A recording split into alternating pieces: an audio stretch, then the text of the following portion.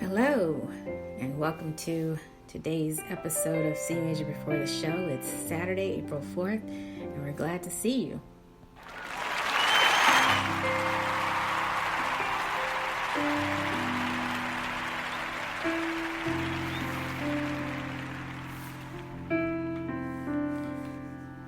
Thanks so much for tuning in. We're coming to you from the New York City area, and we have a lot on our brains today. It's been a tough week. If you're a musician, you know exactly what I'm talking about.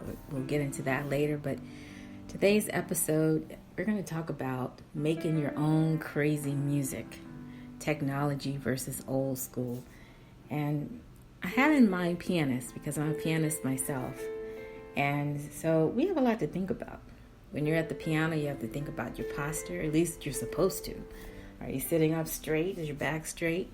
Which muscles will you be using when you're playing certain pieces? I recall going to the gym to work out just so I could play my octaves with a little bit more strength and use more muscle control throughout my whole body. Small muscle control, you have to think about that. You have to think about coordination. You know, it's different if you play a monophonic instrument where there's just one line of music, but playing the piano, I would say, is very physical. And then, of course, you have to consider, are you reading? Are you reading some complex music score? Or are you playing by ear? Not judging, just saying. Lots to think about. And so we've entitled today's episode, Making Crazy Music, Technology versus Old School.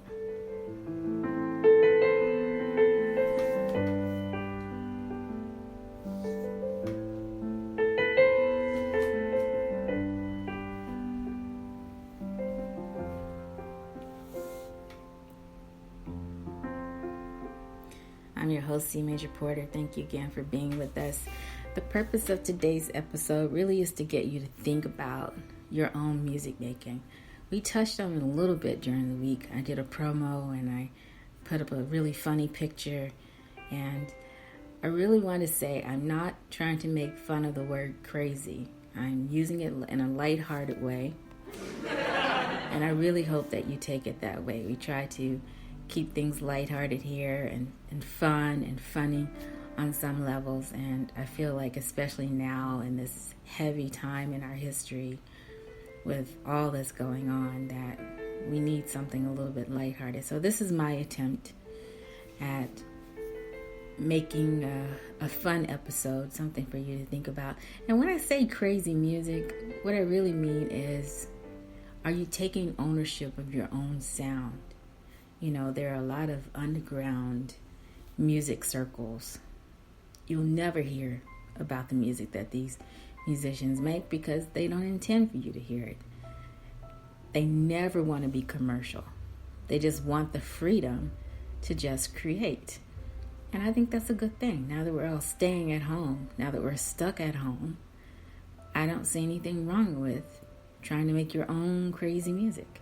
So we're going to keep that as today's topic, and we want you to think about that word, but in a way that interests you. If you could make any type of music you wanted to, with no restrictions, your only instruction would be to make it organized. Because as you know, the definition of music is organized sound.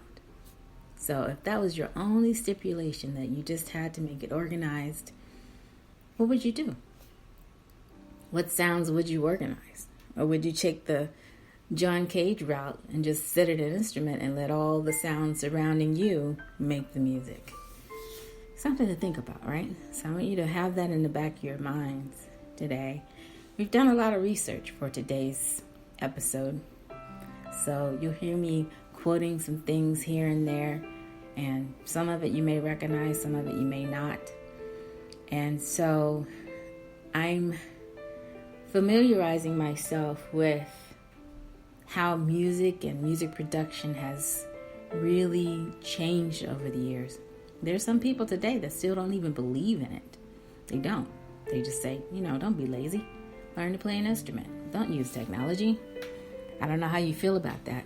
And I still feel like I need to clear up something that I said in an earlier interview. And so now, on my YouTube, this algorithm keeps popping up with Milli Vanilli videos. And I'm like, that has nothing to do with me. I have to laugh about that. Although I would say they were caught in a scandal. And it happens sometimes where if you work with a producer or an engineer or recording label, that the music comes first and the performance comes second. It's almost like a kept secret in the industry. But that doesn't mean you're cheating. It just means that you've, decided to put the music first and then bring on the artist later. That happened with, that song I think was by CNC Music Factory. Remember that? Everybody Dance Now. So the person that was actually singing wasn't the person they put in front of the camera for the video. So it happens. Now, I'm not talking about that. I'm just talking about what if you were trying to maybe save some money by using technology? Or what if you just decided to mix it up? I've seen performances like that too, live performances where they will mix in a turntable with an actual instrument. And so you kind of go back and forth. I've seen some that really worked and some that did not work so well. But anyway, so keep that in mind too. The research that we're talking about has to do with music and music production. We're also throwing in some research about music making and wellness, because there's a big question of how well can you stay while making music. It's still a controversial topic, because you could argue that some of the biggest musicians out there aren't necessarily the most well people, but then it goes into another issue of genetics and so forth. So I can't really talk about that. But I think when we say wellness as an everyday musician or performer, we just think how happy we feel when we're making music, how pleasing it feels to make the music. It can make you feel well emotionally. Maybe that's what we're talking about. But either way, we'll touch a little bit on that too. And so, as you know, I don't really have a co-host, and I've had very few guests for CMajor Before the Show, for the podcast, but I do welcome it if you think you have something to say or contribute. From time to time, I will ask my students to come on and say a few words about what they're working on. And as you know, we like to tell stories here and provide specific instances as we go along, because I have a lot to say, and that's the reason for the podcast. But thank you for being here. And so we're going to give you some updates today, because I think it's time for some updates. Now, the first thing I want to give you an update on would be the fact that my students are still finding a way to make music online during this whole pandemic. So I want to give a shout out to them.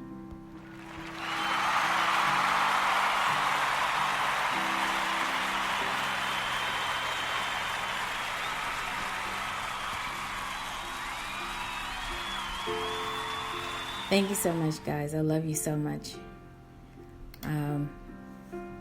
I can't say enough about how impressed I am that you're still keeping the music going, and that really means a lot to me. So thank you. And then just thinking about that, I do have some students that are very much into classical music. So if you are, let me just give you an update on that. musicnotes.com. If you mosey on over there right now and put in the code MeFree, I believe you can download some of their free music from their free music library. I don't know how extensive that library is, but I'm excited because I found a piano concerto in A minor, opening theme from the first movement by Edvard Grieg for one of my piano students. And it's really because they wanted something that sounded impressive sounding. I have to laugh about that. Because what's impressive sounding? And it's because the parents requested, oh, can you give my child something that sounds impressive. So I guess when they have guests over, they want to be able to point to their children playing all these big chords and all these impressive sounding octaves and arpeggios and things like that. So I thought, okay, this is more of a showpiece, but not necessarily one that would stand up, let's say, in a competition. Just because it's impressive sounding doesn't mean that the judges would want to hear a showpiece. Would a judge want to hear Flight of the Bumblebee, for instance? Unless it was really, really, really special. There are more impressive pieces to play, I think, than just the impressive sounding ones. But that's just my opinion. So, yeah, I struggled to get that out, didn't I? It was because I had to really think about my personal feelings about what sounds impressive versus somebody else's untrained ear that says, oh, that sounds impressive. So either way, in good humor again as well. So shout out to my students. Shout out to the students that are still working with me online. And shout out to the ones that are at home waiting this thing out and just waiting for it to all blow over so we can get back to something normal. And just know that I have you in mind. So I'm collecting as many pieces as I possibly can for you to work on. So I might go over to Music Notes myself a little bit later and see if I can grab maybe one more piece. So far I've just grabbed one. I don't want to be greedy and grab a whole lot of sheet music, but it doesn't seem that they've limited anybody. They didn't say limited to 4 copies of sheet music, and they make it unlimited for you to print out. So very excited about that. So thank you, Music Notes. Applause for that. Thank you. Giving my students something to work on. And so the other shout out I want to give is to some of my teacher friends.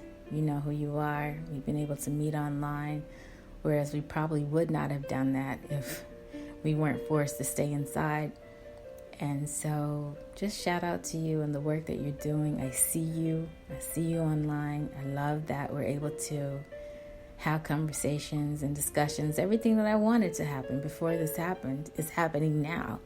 So I just want to give an applause for all of my teacher friends, my colleagues. Thank you so much.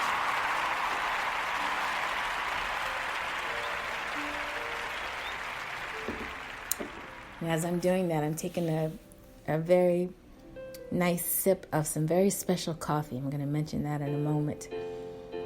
And I have in mind also to give a shout out to my musician friends. I see you guys online as well. So my musician friends aren't necessarily teachers, but they're friends that have been staying in touch with me throughout the whole COVID-19. And I really appreciate that. You're keeping me informed of some of the equipment that you're working with and asking me to tune into some of your online performances and things like that. So shout out to my friends, and I love that you're keeping the music going as well. I think that's great. Now, we have some online posts that I want to point out, and I did say over at CMajor before the show we were going to point these out, so I'm gonna go over there. And while you're hanging on, don't think I forgot about you. We are going to make some crazy sounding music here on today's podcast. So I will be playing a little bit on the piano, and I just want to get your opinion. Does it sound crazy to you? Does it sound like something you would try to do for yourself? Or if it sounds very foreign to you? And then later we're going to post something on CMajor's Classroom, a fun music exercise for you to take advantage of. Okay, now, so what I'm going to do now, I'm going to go on over to my CMajor Before the Show page on the internet. over at Facebook if you haven't visited our page over there. And by the way, I do have a place for you to make an appointment if you want to take piano lessons with me.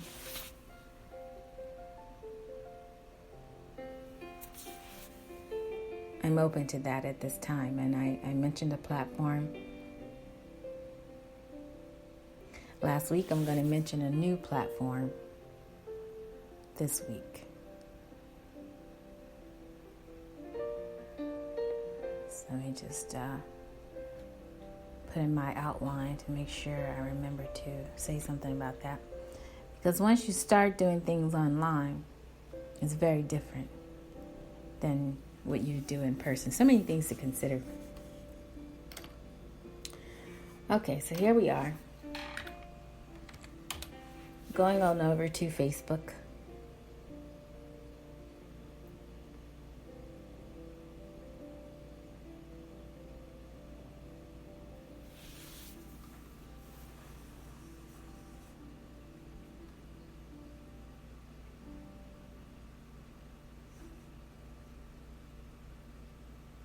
And I can see some of my friends, again, especially my DJ friends, are doing a lot of live mixing. And ever since D-Nice put up his video, I think everybody's trying to pretty much do what he's doing. That's what it seems like to me.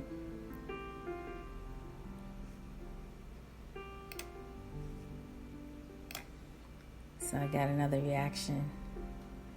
One of my students.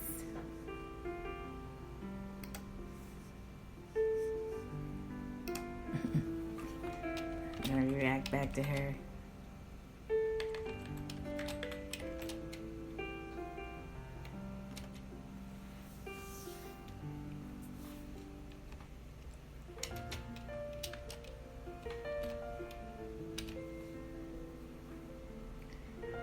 So,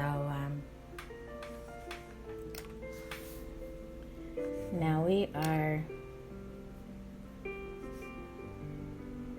toggling back and forth between my page and my artist page. All these notifications.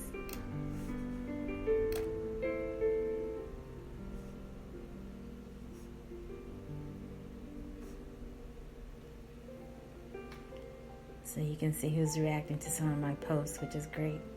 Now we're going to go back and forth. So we'll start with the latest post. So the latest post is what we're doing right now. You are listening to us live here on CMajor Before the Show on the Spreaker platform. We've been on for about 17, 18 minutes. Making crazy music, technology versus old school. So you'll see the post for that. You also see us over at Twitter as well. And then there's my shout out that I gave about 42 minutes ago. Shout out to my students online. Stay safe, be well. Thank you for keeping the music going. Thank you so much for listening. And then about 5 minutes before that, we did a little short post. The whole world is feeling a little heartbroken. And I'll say a little bit more about the passing of our music legends, but I could not pass the opportunity to mention this one legend right now.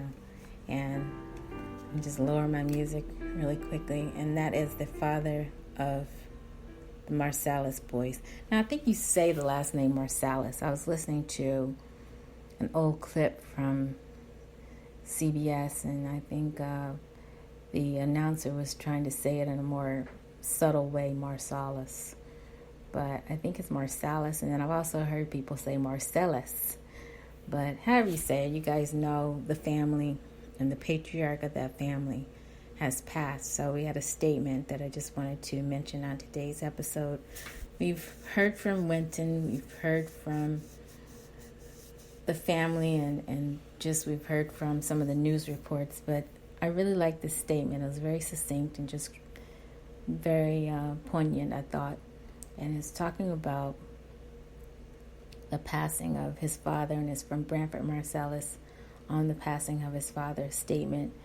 And it just says, "It is with great sadness that I announce the passing of my father, Ellis Marsalis Jr., as a result of complications from the coronavirus. He was admitted to the hospital on Saturday and died peacefully this evening." And that was on April 1st. "My dad was a giant of a musician and teacher, but an even greater father.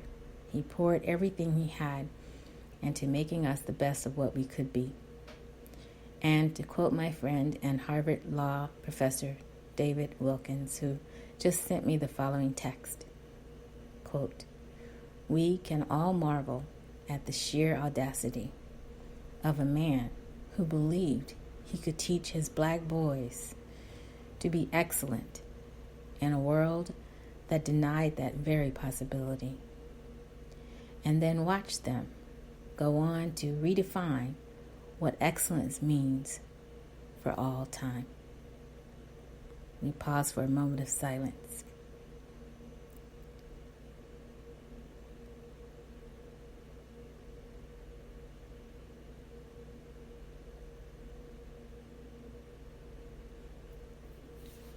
Thank you.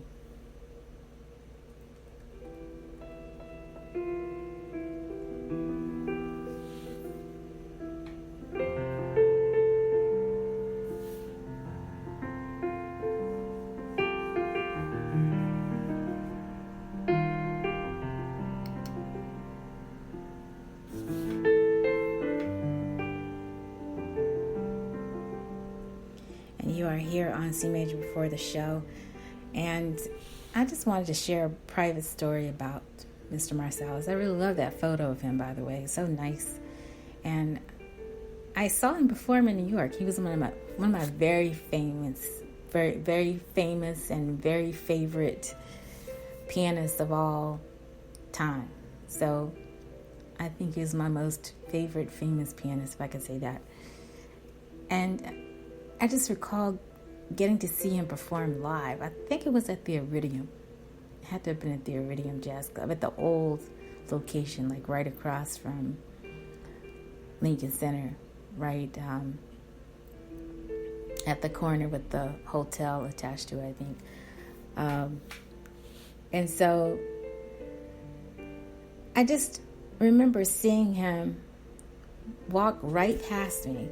I felt this brush of wind, and this tall man just came out of almost nowhere. And it was Mr. Marsalis. And he sat down at the piano and he started to play. And I just thought, wow, I hope I can be like that someday. Somebody that just really walks tall in their ways and they sit down to the piano and handle their business. But what I loved most about his playing is how respectful he was to the piano. I mean, he put a lot of respect. You know, he didn't overplay, which you see a lot with pianists that are trying to show off, or they brag about how much Hanon they practiced and now they can run circles around everybody when it comes to playing jazz. But I just thought, my impression was that this is a really true musician, person that plays from the heart. He plays from the mind. He plays from all of that, and just treats the piano with the most respect. Like, if you watch some of the videos, you'll see that the way he plays is just effortless, really. And just how engaged he was at every moment that he was playing. It was just amazing to see. And then I ran across a video where he was talking about whether or not there was such thing as jazz education. And I had to laugh because, you know, he put forth an argument. He said, you know, there's no such thing as jazz education. It's an oxymoron. And I just think to myself, I would have loved to have asked him a little bit more, just to pick his brain a little bit more about what he thought. But it felt like you didn't really hear him speak that much because he spoke so much through his music making. And it was just at such a high level of music making, something that we all aspire to. But for him to say that, it really meant to me, it was all about the music. It was less about a label or saying, okay, I'm a jazz education expert. He never came off that way. Just seemed like a really humble person, but at the same time, a person that was really strong in his beliefs about music making. So I think we all strive to be that, and even just hearing Harry Connick Jr. talk about him, when I was at the Harry show, and I thought I heard him mention something about the Marsalis family, or maybe it was a post video of the show or something. But I know he held that family in high regard. I know that.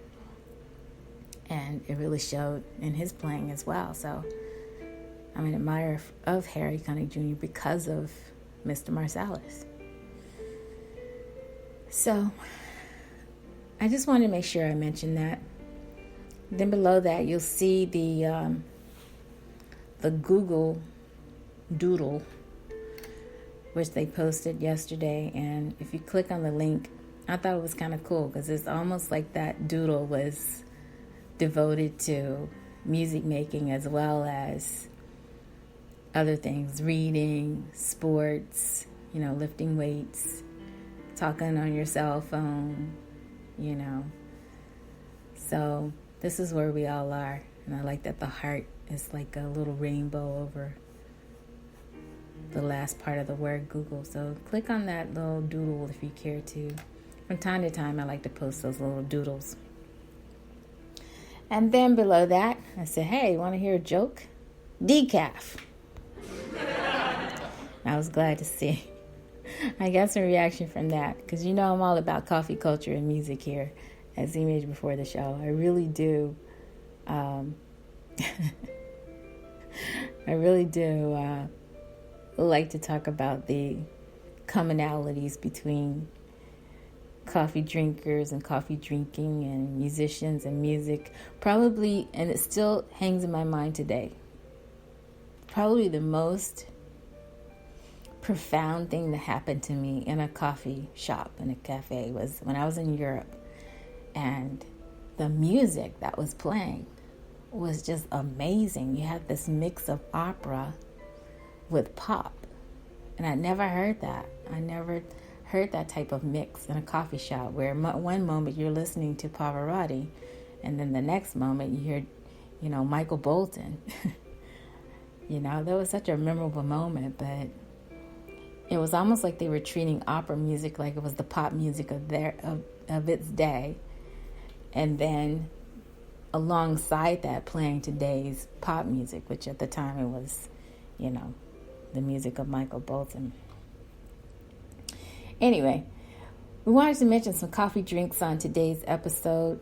As you know, I'm very much into coffee culture, and I've loved every minute of being a barista. And being a barista changed my life. It really did. It taught me so many good habits and ways of being, And so I'm really grateful for that. But I would have to say cappuccino, frappuccino, green tea, doppio, espresso, americano. And the reason I'm pointing those out is because you can also use those to relate to the music alphabet. So there's 7 letters in the music alphabet. So if you had to name a coffee for each letter, what would it be? So if we go in ABC order, A would be for Americano, B would be for, well, maybe a description of a coffee, like a breve or something. And then cappuccino, doppio, espresso, frappuccino, and green tea, which green tea can be, which is not technically not coffee, but it has natural caffeine in it, but you would find it in a coffee shop. Okay, and then the cloud. Now this is important because I had a teacher friend that wanted to know where you would find information about starting your own podcast. So in the past, I have shared that I'm here on this platform on Spreaker. Very grateful to be on Spreaker. So shout out to Spreaker.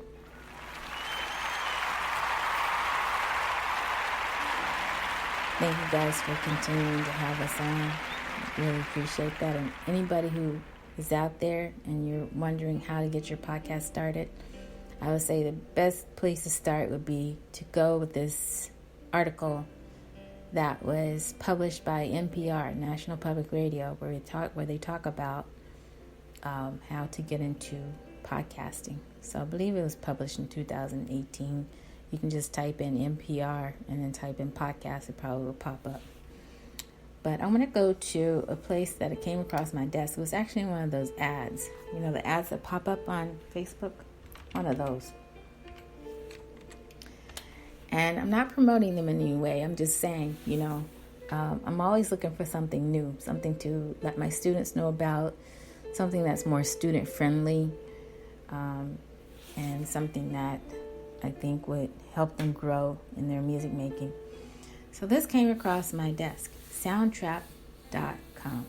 Now, the reason I'm excited about this is because I haven't seen anything like this. I think it's either owned or published by Spotify. We'll talk more about that later, but I really want to just talk about the features and the benefits that you get from this website. So if you're thinking about podcasting, at the same time you want the opportunity to make your own crazy music alongside that, as we do here on our podcast, all the music that you hear is the music that I've recorded myself. And as crazy as it may sound to you, it's my own crazy music making. So there you go. Now,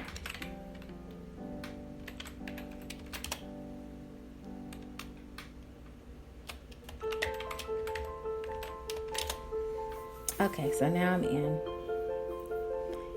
And I'm still building my profile. I really haven't done a whole lot with it since I signed on. And you can become a free user. If you don't want to put any money into this at all, you can also become a more professional user. Look into it for yourself. It's called soundtrap.com. And so if you click on, the different categories here, and it does say one for Spotify podcast. Now, I can't put anything on Spotify via this website because I'm doing Soundtrap for free. If I want to publish some episodes, then I have to upgrade it in order to be able to do this. But you still can do so much with it, even if you're just experimenting with it. Just lower my music for a moment. So, again, I like it because it really does get you to do things you may not ordinarily do just sitting in front of your own software program, or even if you had an interface that came with software program. It's a different experience. So they encourage you to share the music that you make on YouTube. There's a lot of support for music making. And so I can go in and start looking at some of my projects. Let's see. CMajor song. Do I have anything that was saved? Let's see. File. Open recent. I think I have an untitled song. Yeah, I do. Okay, so it saved it. That's the other good news. Now, if all goes well, what we will do in the future is just maybe try to put together a song here, as crazy as it may sound, and then maybe add some other things, maybe use a MIDI instrument or use some analog instruments here and make music along with what we're recording, okay? But I want your feedback. I want you to tell me that sounds absolutely crazy, or it sounds like something that I would collaborate with you on, and then let's see if we can collaborate. We're all at home, so we can make crazy music together. How does that sound? Okay, so now I'm just going to press play, turn my volume back up so you can hear what I've done. And by applause, let me know what you think.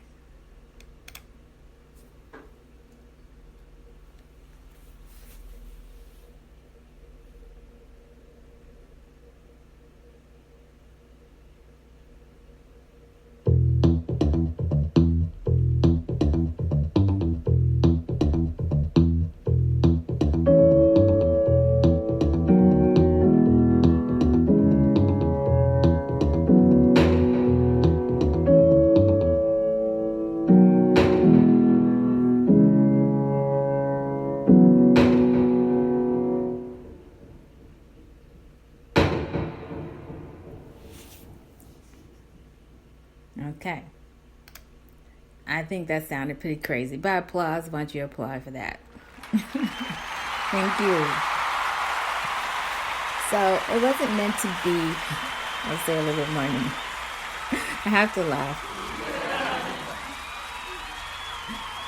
So it wasn't meant to be something that I would feel like, oh, it's ready. But I put together just 3 sounds of something that I thought would go well together. And I have a little bit more organizing to do. So when you start doing something like this, though, you really start to realize how talented you have to be a DJ.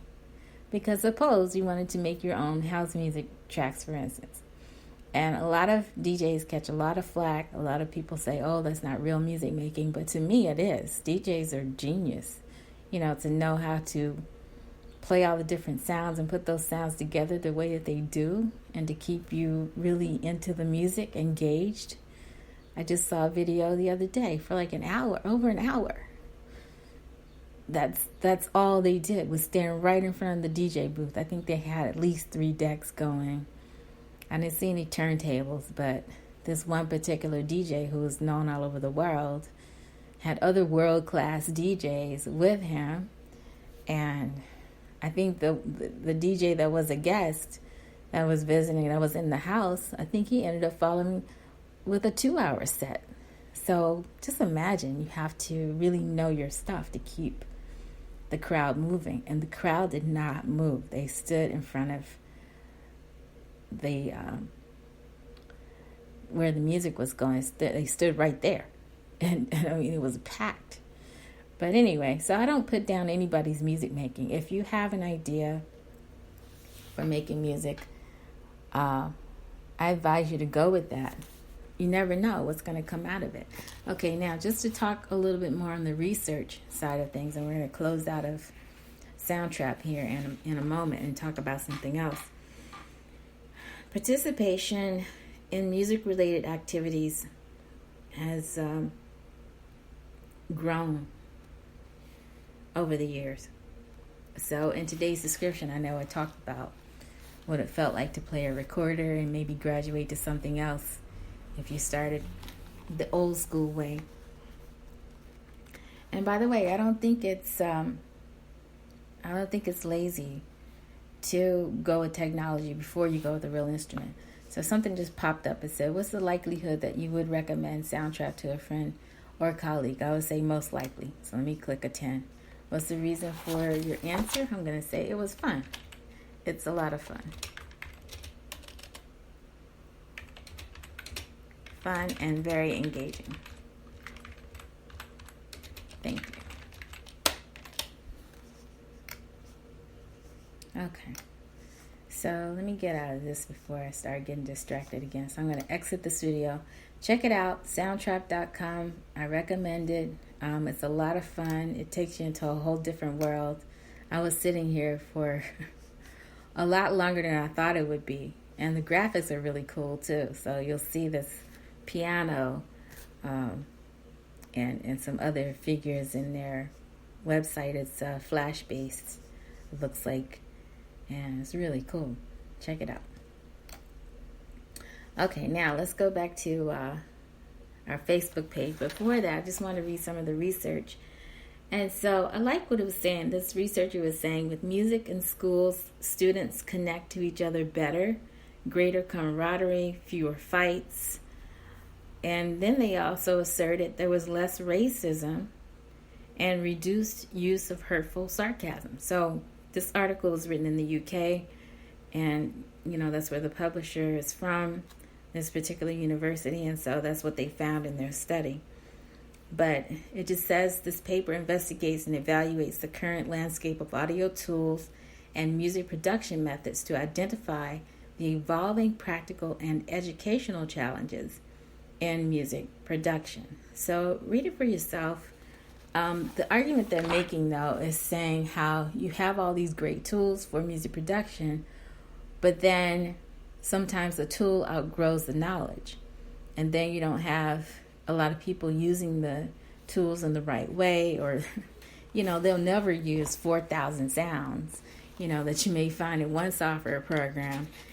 So how is it that, you have all these access to all of these digital processed sounds and sound effects, and then not really know how to apply that, So it talks about the misuse of it, just the unfortunate examples that come along with learning about technology, but not really learning everything you can do in terms of music making. It takes time. I agree with this article. It takes time to learn what any piece of equipment can do. Will you use all of the plugins? Will you effectively use them, or will they not go to use? What's your learning style? That's the other thing. I feel that it's best learned when you have a kinesthetic learning style. So if you're the type of person, which a lot of DJs are, as soon as you see a piece of equipment, the first thing you're doing is jumping in and touching everything and figuring out what it does. I had a musician friend tell me that he was thrown on a DJ rig in the middle of a concert, like 30 minutes before the concert, maybe during sound check, and said, they threw him in and said, look, you have 30 minutes to figure this out. We're going live in 30 minutes. And he figured it out enough to carry out the gig. So to me, that's a kinesthetic learner, somebody that learns really quickly, can just start touching buttons and knobs and knows what to do to pull it off. But somebody visual that has to sit down and read a manual, forget it. You may or may not ever really get to apply some of that. And then, if you're the type of person that can listen to a DJ set and then hear how sounds go together and then ask questions, oh, what does this do? How do I get that sound? But either way, that takes time. I would say the kinesthetic learner has the better chance of just jumping in, whether they properly learn it or not. So that's just my own opinion. So the blog that I wanted to mention, also on our website, also in the interest of making your own crazy music, go to the world-renowned and respected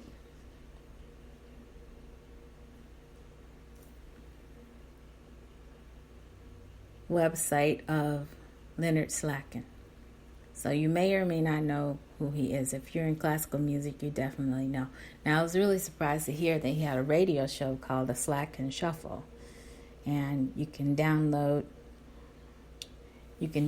those episodes on demand the same way you can download those here. But he's talking about his feelings about how everything has gotten canceled, and we're at a time now where you might as well try to make the best of it. So he's best known as a conductor, but if you see the picture, he's definitely sitting at a piano, and it's a very compelling photo of him. But he's more than just a conductor. He's also known all over the world for guest conducting, but as a composer, as an author, as an educator. He's in his 70s now, but used to couldn't turn on public radio without hearing his name, especially when they were playing, classical music. So anyway, check that out if you care to. I was very intrigued to see this come across my social media.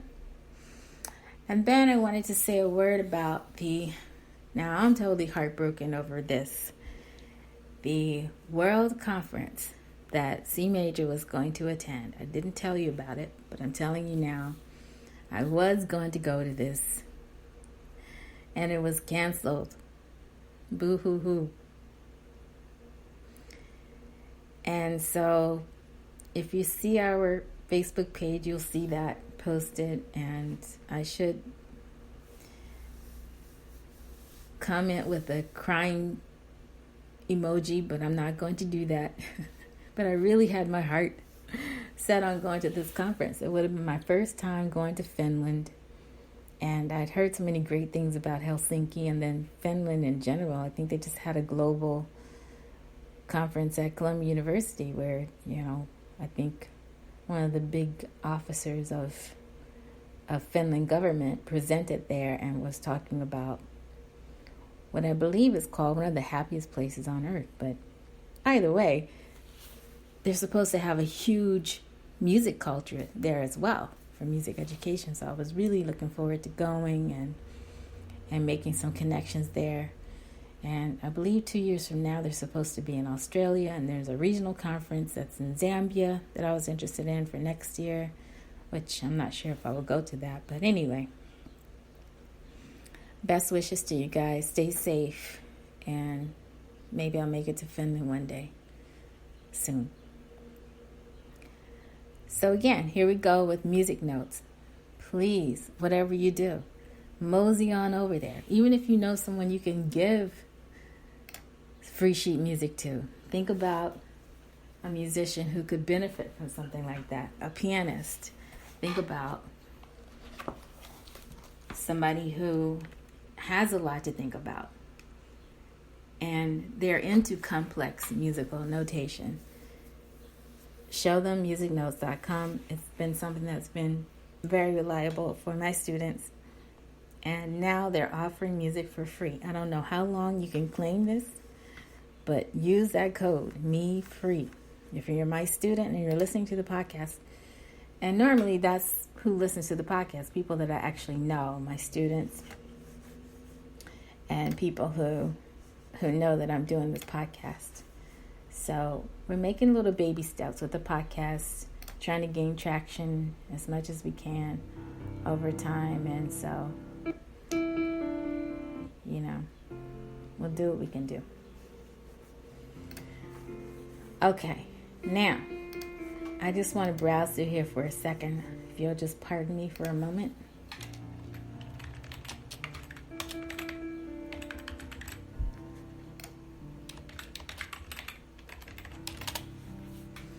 I just want to see if I can claim any music from Coldplay, because I have a student that's into Coldplay. But I don't think I will be able to. I think there's an actual list here.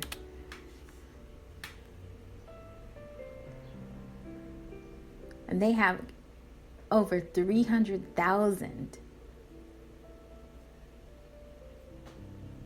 sheet music arrangements. Now, I know Moonlight should be. They have the abridged copy of Moonlight Sonata.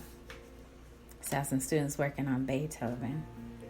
Okay, well, let me just see what happens if I type in Coldplay, if I can get some Coldplay music for free. Probably not. I think it has to be something that's in green. So where it says type,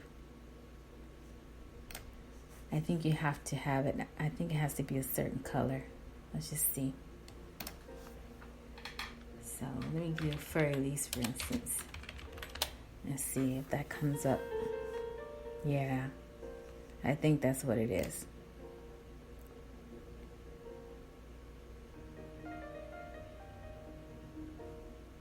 Yeah, I think that's the music. You have to go with the Music Notes editions of that. So Fur Elise right now is free.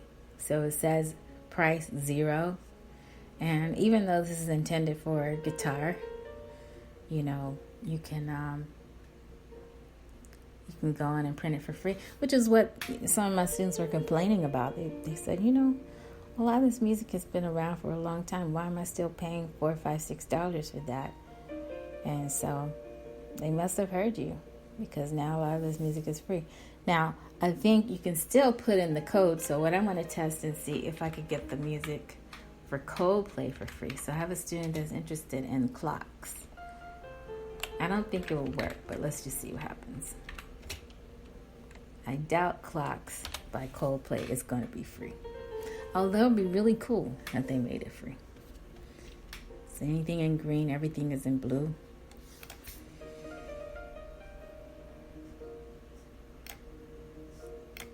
Okay. So if I said add to cart and then proceeded to checkout, cross your fingers. Hopefully I could put this code in and it goes, it's free. All right, continue.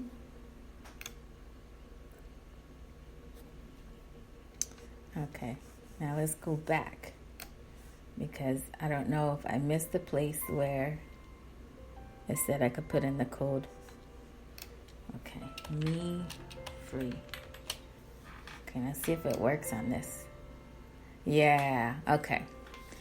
I'm glad I saw this. Okay, so I did this so that I could inform you. So you're looking for any icons that are in green throughout the site. So if you plug in something that's not in green or has a blue description, it may not be free. So I put in the coupon code and it says, we're sorry, but this coupon, Me Free, requires a Music Notes edition sheet music purchase. Music Notes edition files are indicated with this icon and they show you that color throughout our site. We did not apply this coupon to your order. Okay, so that means I have to pay for it. So my order total would have been $6.17. And then you also have the opportunity or the option to sign up for annual prints or monthly prints, which should save you a lot of money. And then you can choose to do a digital order or just print it out, when the libraries open back up and we can print out things. But I think Staples may be open at this time, but you know how that works. With Staples, you may end up paying a little bit more money because of their equipment and policies and so forth. So, okay, but get your music right now in Music Notes. I hope I'm not making other sheet music companies mad right now, but I'm really excited about Music Notes and what they're doing. So God bless you guys, and thank you so much.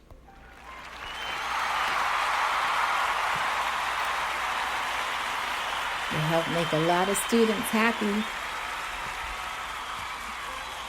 at this time as they're staying home trying to find out what they can sight read and what they can't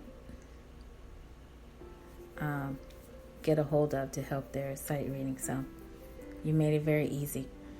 Then I said a thank you to Django, to Radio Airplay. Before I started putting my music on TuneCore as an artist, I used to have my music streaming on Django exclusively, and then it became Radio Airplay, and so it's just a chance to listen to one of my tunes that I put up. Now, another sad moment. You guys know how I feel about sports. Wimbledon 2020 was canceled. Sniffle, sniffle. I was really looking forward to seeing that tennis match and seeing who came through this year, and then also looking forward to going to U.S. Open. Oh, well. And there's our announcement. More crazy music. So hopefully you're having fun with us today. I posted a playlist, Pick Me Up. This came across my desk on Spotify. One of my friends was really, really good friends with Papo Vasquez. And so it came to my attention that there was a playlist with his music and some of his music friends. Crazy music making. We posted a blog over at CMajorporter.com, and it was on Tuesday. I just had that on my mind.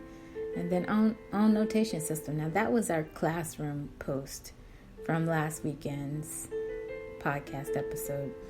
So hopefully you had some fun making your own music. I hope you did. And we just want to encourage you to keep going with your own music making.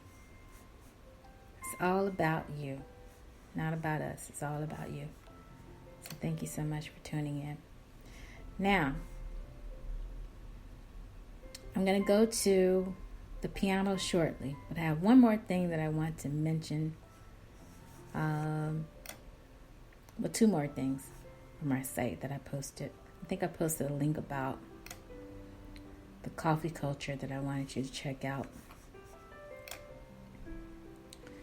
which also has a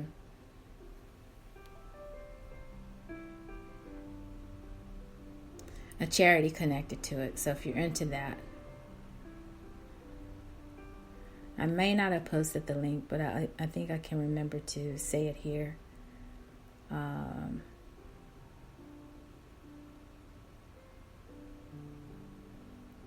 There is, I didn't post it here. There is a coffee culture initiative.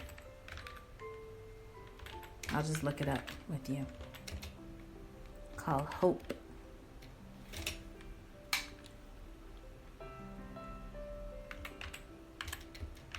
That's connected to St. Jude's.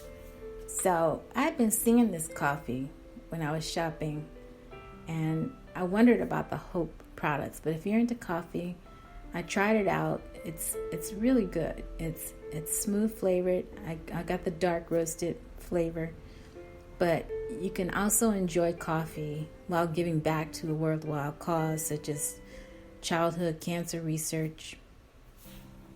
And Hope Products has partnered with St. Jude Children's Research Hospital. So I had a musician friend who suffered from childhood cancer, so I'm really sensitive to the topic because he schooled me on what it was like to recover from something like that. So I'm especially sensitive to that type of charity. So whenever you purchase these products, you will be giving back at the same time, and it's the coffee's good. It's good. So check it out if you care to. It's called Hope Products. So anytime something like that comes to my attention, I will be mentioning that here on the podcast. So, how did you do with your own notation this week? Hopefully you did well. I have another website that I want to mention, but I'm going to break it up. So in between mentioning that website, I'm just going to play for you something that I think sounds a little on the crazy side and see if you'll agree with me. And then we'll come back. So I'm going to go over to the piano now. So you're going to hear some sounds. I'm really just going to play for just a couple of moments, not long at all. And then we'll come back and talk about this other site that I have on my mind. So just getting your opinion on something. So I'm stepping away from the microphone a little bit, so you're going to hear some distance.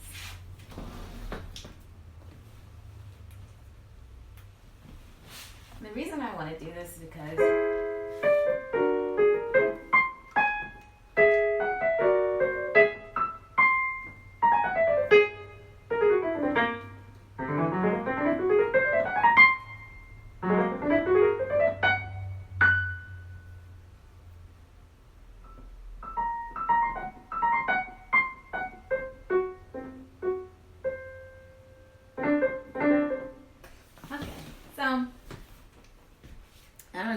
made you think of. But a lot of people, when they heard music from the 20th century, they thought it sounded crazy. And that's because to the untrained ear, unless you know what's really going on, then you may just jump to that conclusion. You may judge it as that. So this is nicely going into my next topic. So we're doing a segue here into tone row. So when we come back, I'm going to leave the music going. I'm going to talk with you about this website called tonerow.com. And we're going to talk about what tone row means. Stay listening. You're here on CMajor before the show.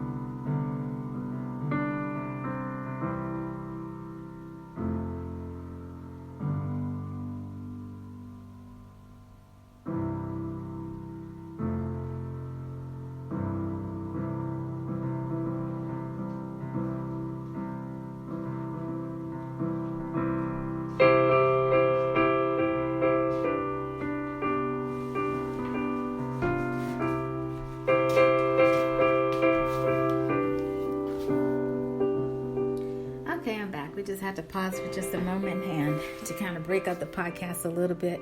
Feels like I've been rambling a little bit. It's a little bit over an hour. But I just feel like I have so much to say about music making today. And what else am I going to do? We're stuck. We're staying in. And so we're talking about making crazy music, technology versus old school. So what I just played for you a few moments before we took that music break was some old school way of making music. Earlier, you heard of how to use technology with your music making. So I encourage both. Music has its own definition, organized sound, which you're going to visit that definition in just a moment. But prior to that, I wanted to get back to this tone row idea. So the music that you heard me play was from a composer who's a lady. Her name is Edna Mae Burnham. And I was introduced to her music a long time ago, like in the 5th grade. But because of my piano teacher, being a lady herself, I think she was sensitive to what other lady composers or musicians were out there that she could introduce me to kind of influence me as a growing young lady. And so Edna Mae Burnham came up with this really wonderful suite of children's songs, or what she calls portraits. And so if you look up her history, you'll see her photo. Looks like she lived a long time, 1907 to 2007. One of the most respected names in piano pedagogy, along with Dr. Pace, of course. But she began her study of the instrument at age 7, like me. Although my mom, I think she said 8 was when I really officially started. But she took lessons from her mother and went on to major in piano at the University of Washington and then a teacher's college in Los Angeles. Anyway, it's kind of cool because she's also known for this series called A Dozen a Day. But I'm wondering if they have something posted about this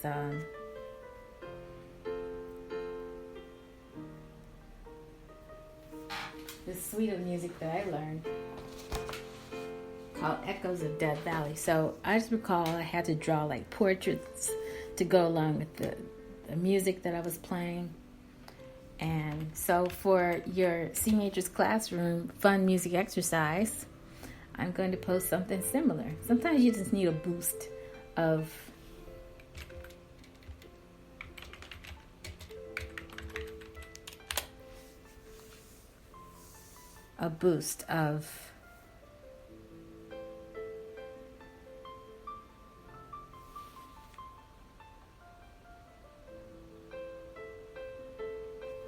sorry, I'm just looking here at the website. So it looks like it's available on Amazon. But I wonder if they have the yeah,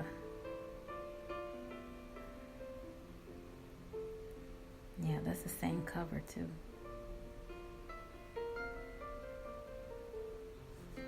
Okay, so we'll just click on the Amazon one. So she must have done like a series of echoes. But yeah, that's the same cover that I recalled. Pretty cool though. And then nobody's really saying anything about it because it was so long ago, I think, that she put this out. But if you have a chance, look up Edna Mae Burnham and then check out Echoes of Death Valley. So what I'm going to do, you just need a boost of inspiration. We'll say it that way. Maybe somebody says, okay, I'll give you a few words, and then you write music to those words or something like that. So I will be doing that. So the piece that I played was something that was supposed to be from the Roadrunner Birds part of the tone poem. She wrote a suite of 8 tone poems. And if you don't know what tone poems are, let me just look that up with you. And then we're going to look up tone row. And then we'll take you to the tone row website.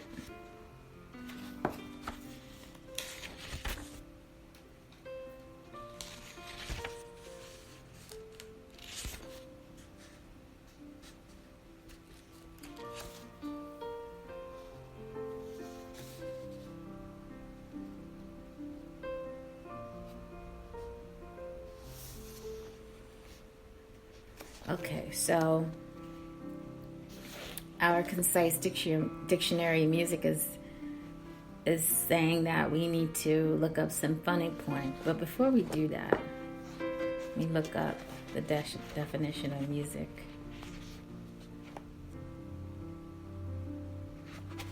for you, so you can say you heard it here.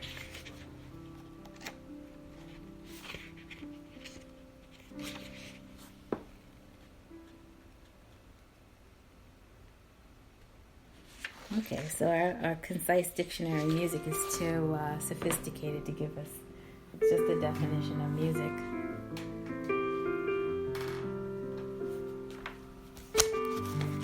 So we'll look in our music theory books. I'm pretty sure I saw it there. The way that they define music. Other than that, we just have to go to a regular dictionary and look it up there.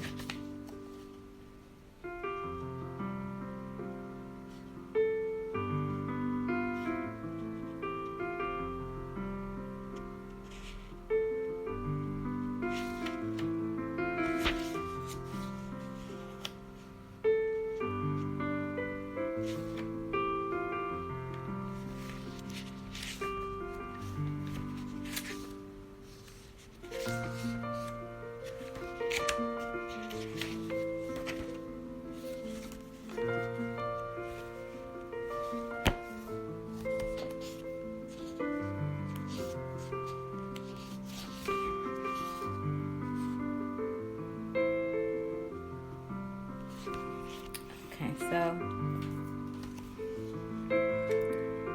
again, they're really not.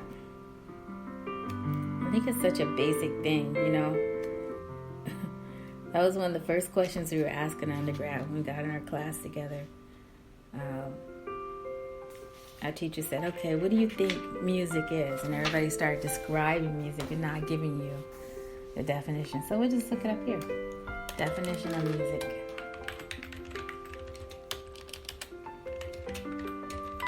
And it should just say something simple like organized sounds. Okay, so even this is getting a little complicated. What is an easy definition of sound? I'm still looking for that word organization. They're calling it a form of art. Okay, so now let me get a little bit more descriptive.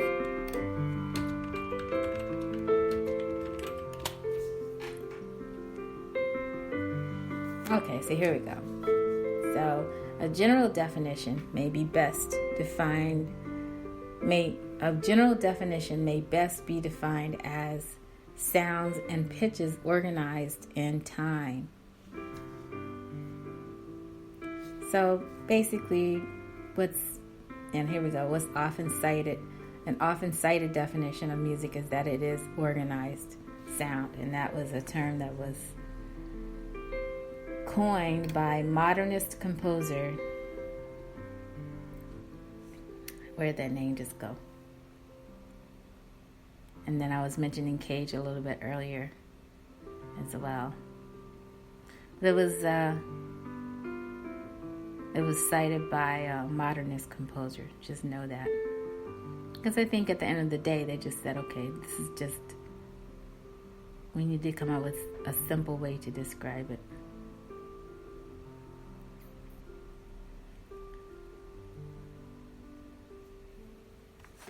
Now, I did hear,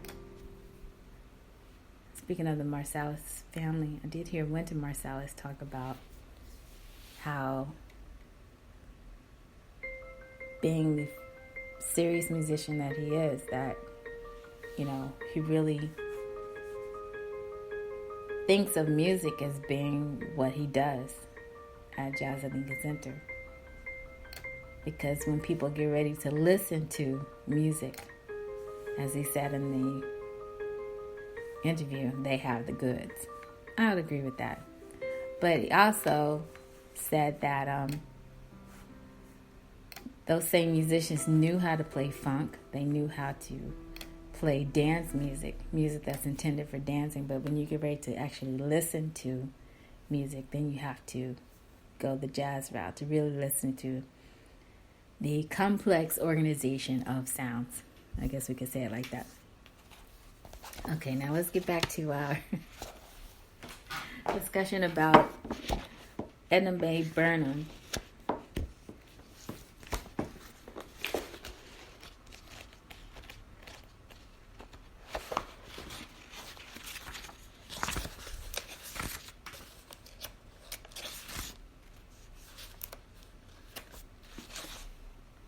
Okay, so check this out. A symphonic poem. Now, this is really long, because this definition that they gave us is a big description of symphonic poem and what it meant to musicians of the 19th and 20th century. So, a type of 19th and 20th century orchestral music based on an extra musical idea, either poetic or realistic. And that's what she did. So symphonic poems were also called tone poems, and they belong to a general category of program music. So when I think of symphonic poems, I think of Berlioz, I think of some of those other composers, Liszt even, but the Symphonie Fantastique, if you ever heard of that, and others, you know. So that's something to keep in mind. Now let's look up tone row.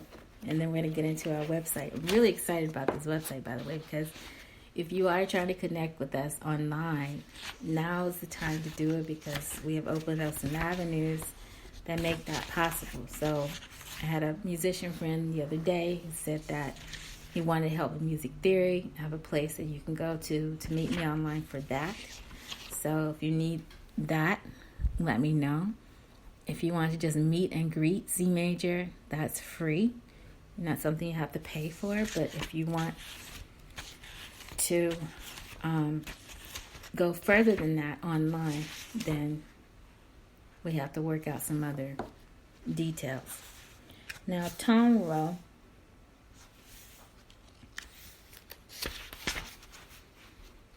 was also something I learned about in undergrad. So now you look up tone row, and guess what it tells you to do? Look under serial music.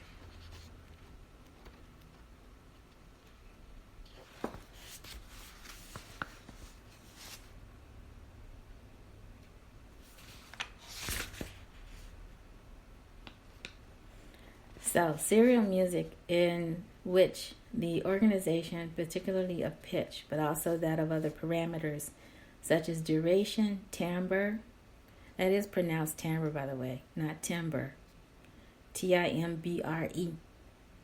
You say it timbre. Register and dynamics. It's based on a particular ordering or series of 12 pitch classes, or in the cases of other parameters, a series of durations, etc. When applied to pitch, the technique and the resulting music are described as 12-tone or dodecaphonic. The term serial is now often restricted to music in which parameters other than pitch are also serialized. According to the conventions of this technique, the particular series, or the row or set of the 12 pitch classes on which a composition is based, has 4 principal forms: the original or prime form, the inversion of the original form produced by inverting the intervals separating adjacent elements of the row, the retrograde of the original form, and the retrograde of the inversion.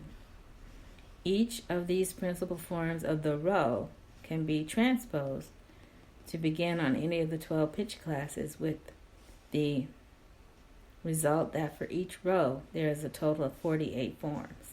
Okay, so this is getting into the math of music. And I once had a math friend that was into combinatorics. And, you know, I've been trying to go online with this series at the Math Museum where they say, ask a mathematician anything. I really wanted to ask him about that. But, I don't know. I may have a conversation in the future with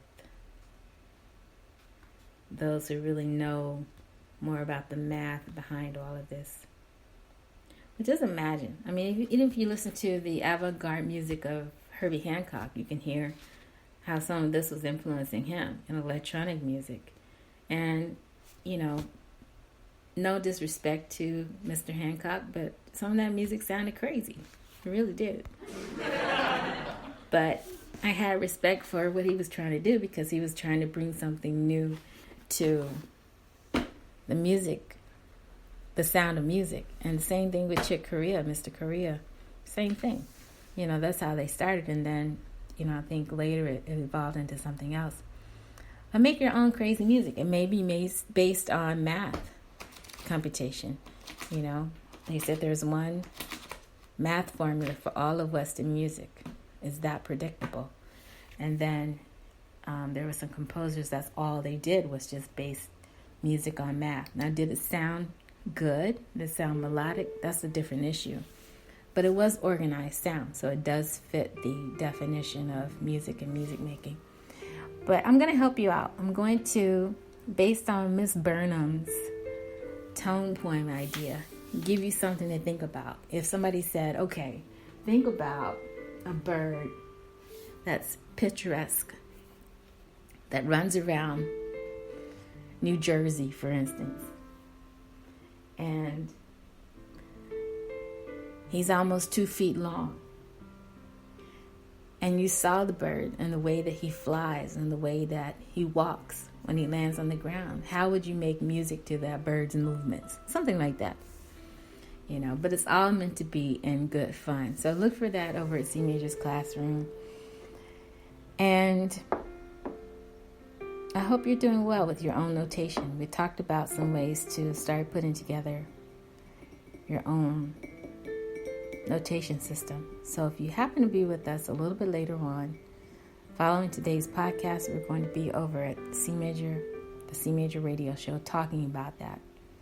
How would you write down your own crazy sounds? We'll be talking about that a little bit later.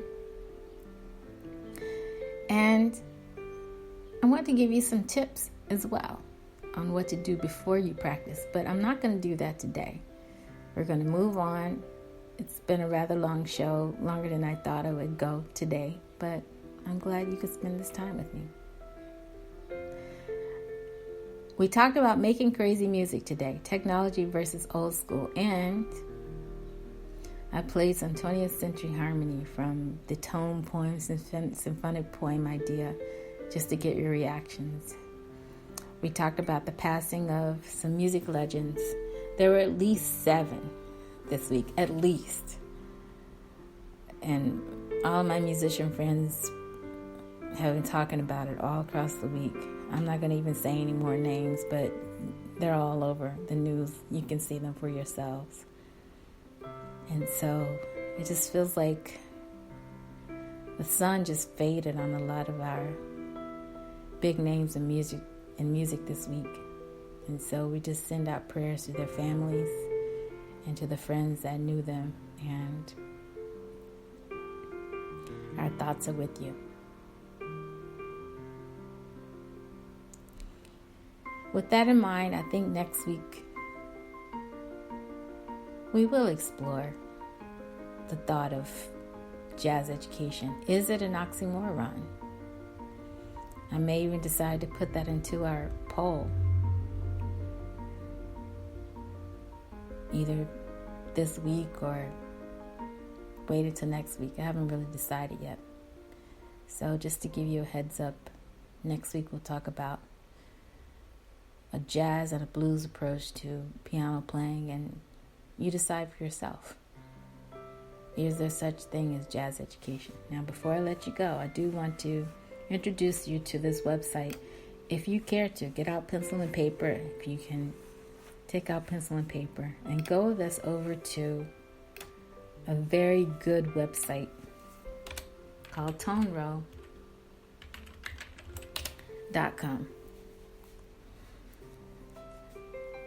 And so what this is going to do is give you an option for studying music. So if you are looking for an instructor, if you have been saying to yourself, I really want to take piano lesson, you can find some of the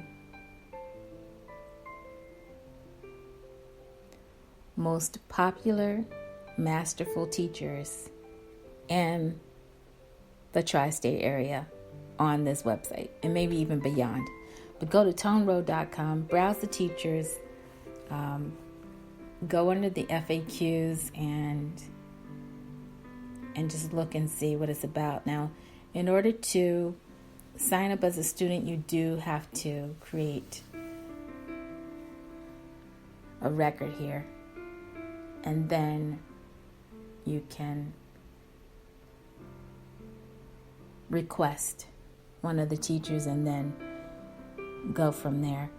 But here they are. They're bridging the gap between old school learning and technology. So they've built the technology so you can focus on the technique of learning. So if you are into taking music lessons online, you can go here. The lessons are recorded the same way you would see in Zoom, but it's a little bit different than that. And if you need to meet with me online, you can meet with me for free. We can do a meet and greet. But I just love this idea of how they're making it easy for you to learn to play an instrument online. So engaged parents, conservatory level faculty, advanced students, amateurs, everybody's welcome here, performing artists. And so very, very good website. Now, let me just say, if you are thinking about taking piano lessons online, here's some things for you to consider as you're putting everything together for yourself. Okay, so take this seriously. You're going to need to do some things to improve your connection online. So you want to make sure you have a microphone. You may have to get an interface for that, or you can decide to go with the microphone that you can connect to your device, your mobile device. So Apogee has a lot of great products out there. It's more around the $250 to $350 range for some of their microphones, but they really are the best. Like, you can get a really clear sound. Or you can go the other way and get yourself an interface, or what they call a sound card. And when you connect your external mic or speakers to your laptop through this interface, what you're going to do before you go online with your teacher, make sure your browser has been refreshed. And so if you have a Mac, you may be tempted to use Safari. I love using Safari myself, but what's going to work best, just in general, for this website, and I think for others too, just to use Chrome if you can, especially if you're using a laptop. So if you use a laptop, use the latest version of Chrome and try to just, see what's giving you the best connectivity. You can also use Firefox, you can use Safari, but the results may vary, and any laptop will do. You can use a Mac, you can use a PC, you can use a Chromebook. If you are using Safari, then you might be better off using an iPad for Safari. And this website does not recommend using iPhone for lessons, although I've seen some parents, some students do that because they're on other platforms. So maybe on Zoom or FaceTime, whatever you are more comfortable with, it may work best to use those platforms for your iPhone. But in a lesson like this, where you connect it to a website that's devoted to lessons, you want the screen to be as big as it can be, and then you don't want to experience any what they call quote-unquote choppy audio. Restart your device and your browser before you enter a lesson. So I'm really talking to my students right now. So if you've been on Zoom, Google Hangouts, Skype, you just want to be able to increase your performance and make sure your internet connection is really, really strong. Refresh your page if you can, but you don't want to lose time in the lesson because there will be lags, there will be freezes. I think that's just how it is. But what I experienced with Tone Row is that it really, really is clear if you just do all the things they're asking you to do. So think about that. Visit tonerow.com/FAQs, and then you'll see what they're talking about. And if you have any questions, come to us here at CMajor before the show. We'd be happy to talk with you about our experience going forward and what we're looking to do. So if you're looking to take lessons online, we gave you a place to go last week. Feel free to download that website, download that information about that website from last week's episode and take a look at that. And this week we're introducing tonero.com. Increase your Wi-Fi speed. Lighting is going to be so important as well. So we want to have lighting that's also video or photo quality, like a studio.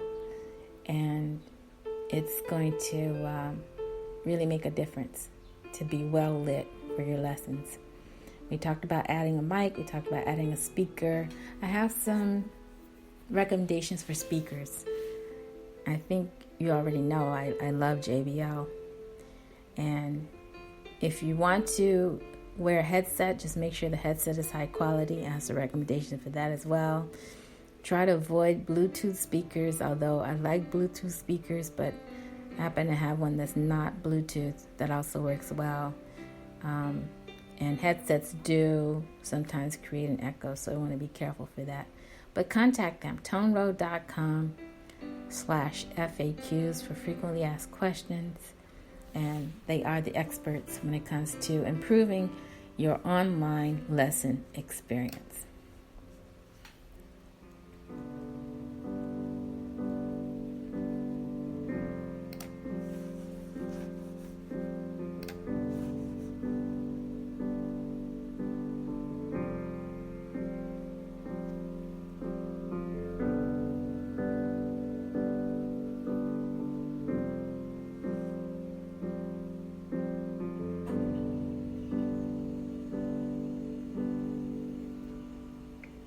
You've been listening to CMajor before the show. Thank you again for joining us on this Saturday afternoon. Give yourselves an applause if you stay with us. Applause and cheers.